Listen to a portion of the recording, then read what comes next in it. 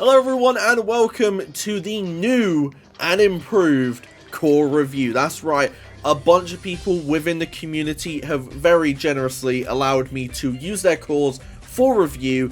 And hey, maybe you want to learn how to improve your cores, maybe you just want to learn a little bit more about what I look for in cores, or maybe you just want to try and flex your S-tier creations. All are welcome, and all you have to do to get a core submitted for the next one is just upload your core to the hashtag breadstick. Now, without any further ado, let's get into it. So, we kick things off with Ivy Everhart. Now, first impressions, I like the design, right? It's definitely unique. There's definitely a unique feel to it.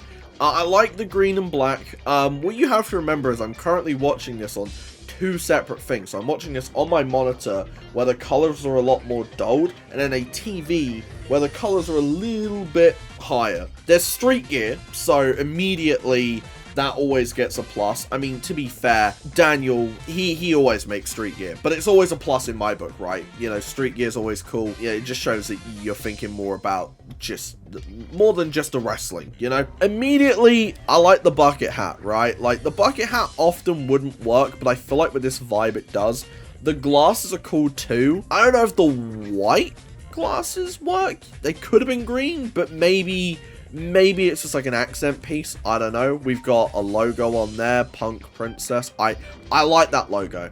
I do really like this logo. It's really well made. Again, the tights are cool. This might just be a me thing. I would have swapped the knee pad colors around. Just me personally. But there's like a little bit of like hair bleed there. That might be hair. That might be something else. But it's not noticeable with the hair choice. It is quite a unique face in the sense of like I couldn't tell you what template was used for this, which is always a plus in my book. I've always said it. We're talking about a face texture here, and that's always going to be like a where are the details. But in terms of like actual morph, I'm always just looking for, does it feel unique? And to me, this one does. It's not like the most unique face template or like face morph I've ever seen, but it's unique. I like the two different eye colors as well. That's always a plus. Yeah, no, I like it. The only thing, and I know for a fact it's a 2K thing, so like, you know, we just kind of have to roll with it. I hate the fact that the lipstick doesn't cover the mouth the whole way. It's so annoying. It's just one of those things where it's like, I don't think I've ever morphed a mouth properly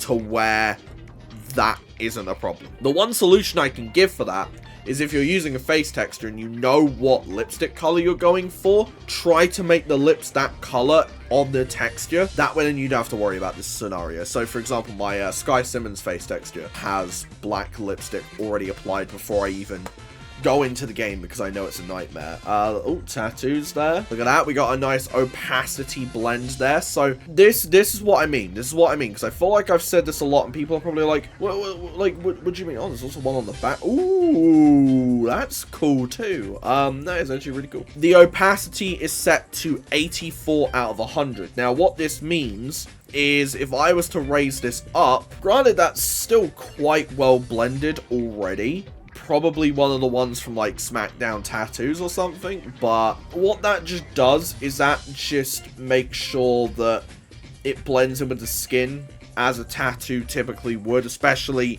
if you're an older character who's maybe had these tattoos for a while. I think like my one thing, I really like the premise. I would have just liked the gear to be a little bit more, if that makes sense, right? Like, we could have had some form of like pattern or texture on there, potentially. Again, this is just like my personal preference, and maybe you could have made something on here. Like I know not everyone has access to templates.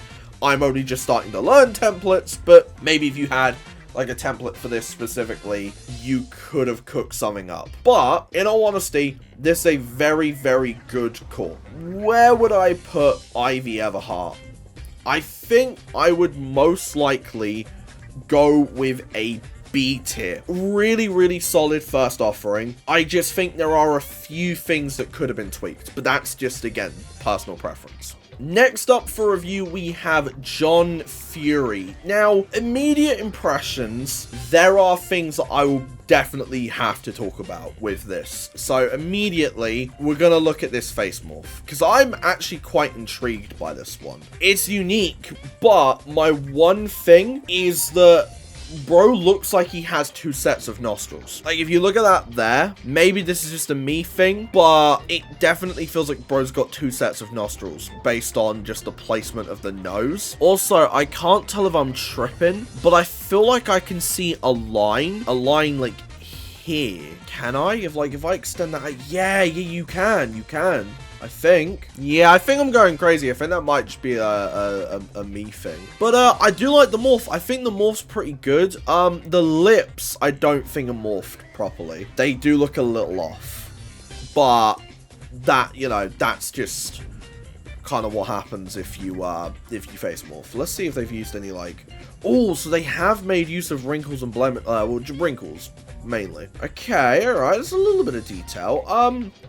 My only thing is that if you're going to use wrinkles, and you've already used them on, like, the nasal fold and all of that, why not just have some forehead ones? You've already got that on the texture. You might as well amplify it. I feel like that just makes it pop a little bit more. And it works with the lines you've already got on the texture. That's just, like, my personal opinion. I genuinely think that the morph's decent, but I just think there are a few issues with it, and that is going to bring it down just a little bit here. But then we get into... So the entrance gear. The entrance gear, I think, is pretty cool. However, like, there is, like, white outlines around the image. So maybe when you're cutting out those images, make sure that you're cutting them out really carefully, because this game will pick up on everything. Also, not really a fan of the asymmetry of logos. If you're gonna do that, you probably should have had a logo that says, like, Fury or something on one side, and not just 2 skulls. We got a double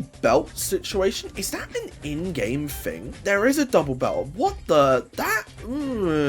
I'm not feeling that. I'm not gonna lie. But now we're gonna get onto the thing that my first impression was kind of like, ooh on. These tattoos. And I'll explain why. I am not a fan of tattoos with white on them.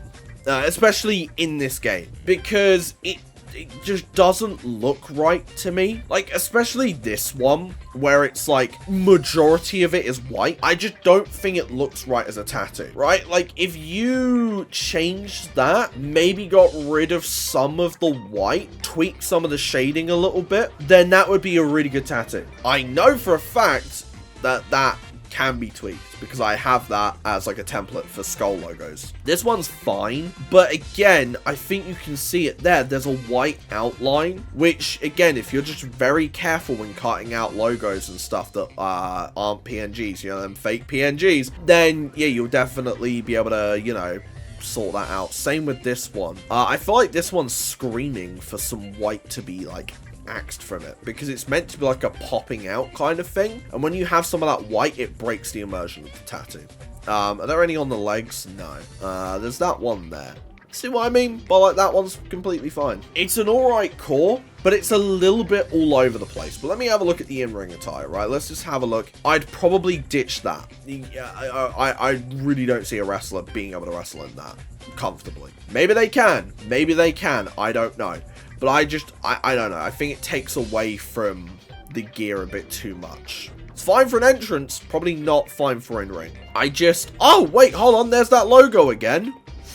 I wouldn't use a logo that you've used as a tattoo on a gear. Unless it's like their own branding. So if that was like a JF logo, and then you just happen to had like a JF like here, I wouldn't double up. I would have found a different logo for either one, be it the tattoo or the boot. I feel like there's something here. I'm just not seeing it. And for that reason, because I think there's a lot that could be tweaked, I think I'm going to put this one. It's going to be a low C. It's a low C for me, right? D is like the worst of the worst. At least with like all of the hair and stuff, at least this face morph is salvageable. But I think it's just a little bit too over the place for my liking.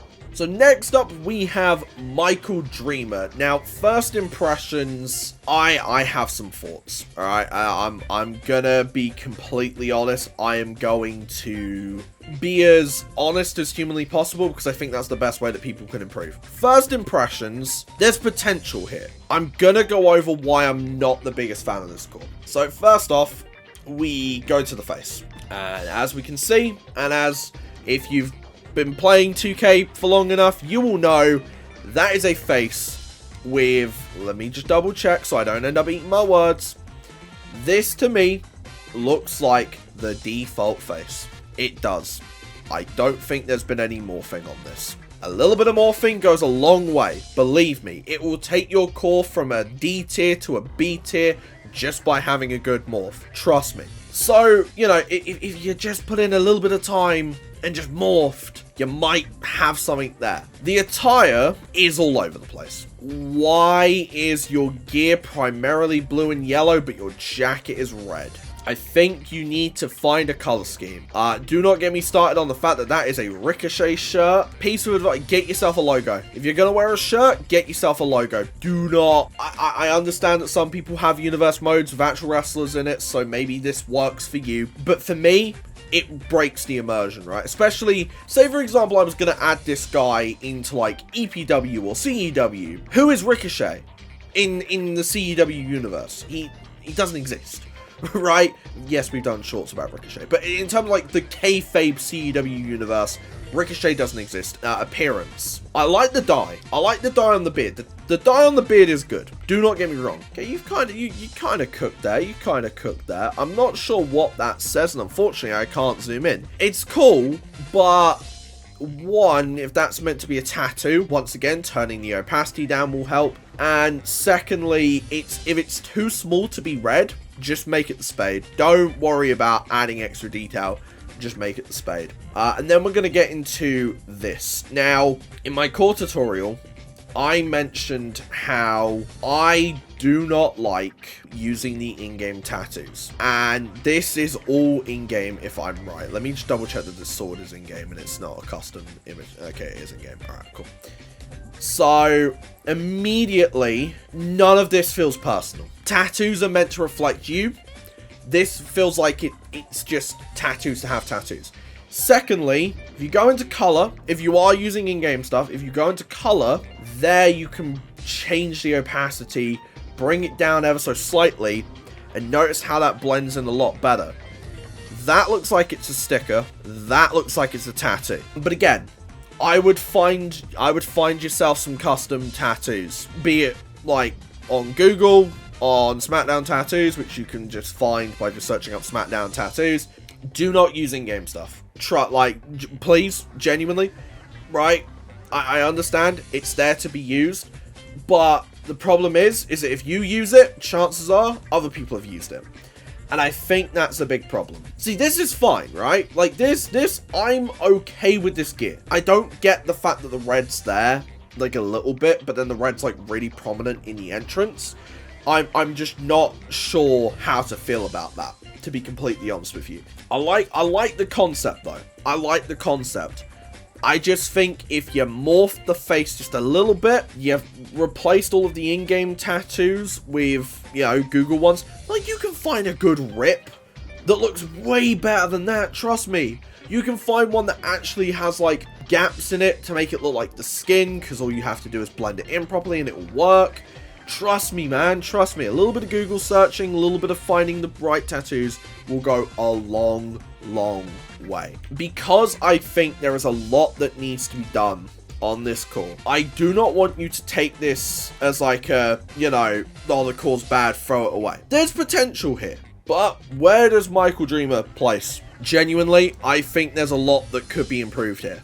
So I am going to put Michael Dreamer in a D tier. Like I said, morph the face, figure out the tattoos, figure out your color scheme, and I think you'll be all good.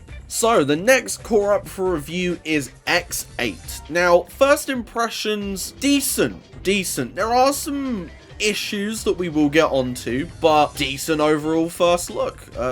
This face texture needs a lot of work. There are like six different skin tones here. That's not always That's probably not great. The lips could be morphed a little bit better.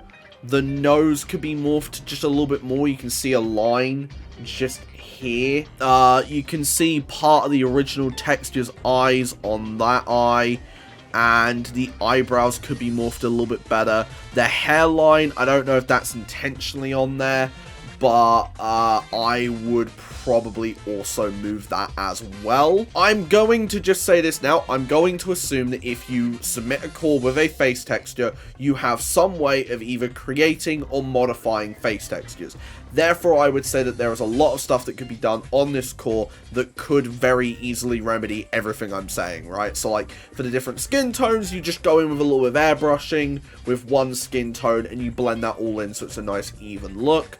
And for everything else, just morph a little bit better. Like, if I can see the whites of the eyes right on the tip of, like, the eyelid, then yeah, that needs a little bit of refining, definitely. As for the body texture, this definitely also needs work. I feel like this has been placed over the tattoo, which is already a big problem. That, and once again, we're having the issues with the multiple skin tones, which makes it look like he's always in one type of lighting constantly, but the rest of his body isn't. It just looks very jarring. I'm always, like, against body textures unless you know exactly how to do them. I feel like it's definitely a very tricky thing in the sense of, like, it's fine, but you know, if you don't know how to do it properly, or if you can't blend it properly, it looks awkward as hell. Like, it also doesn't suit the body type either, right? Like, he's got like this rippling 8-pack, but then like barely any muscle definition.